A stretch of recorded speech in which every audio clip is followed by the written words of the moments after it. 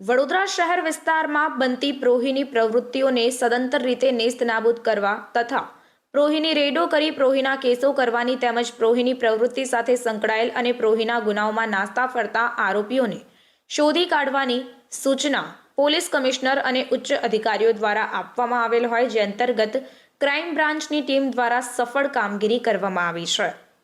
મળતી માહિતી પ્રમાણે ગોધરા ખાતે પકડાયેલ 25 લાખથી વધુની કિંમતના વિદેશી દારૂના જથ્થાના ગુનામાં સંડોવાયેલ અને પોલીસ ધરપકડ ટાળવા સારું નાસ્તા ફરતા આરોપીને શોધી કાઢી કાયદેસરની કાર્યવાહી કરતી વડોદરા શહેર ક્રાઇમ બ્રાન્ચ આ કામગીરી દરમિયાન જિગ્નેશ ઉર્ફે જીગો ફતેહસિંહ પરમાર નામક આરોપીની ધરપકડ કરીને તેની વિરુદ્ધમાં કાયદેસરની કાર્યવાહી હાથ ધરાઈ છે। રિપોર્ટર કંચન પરમાર સાથે જયદીપ સોલંકી।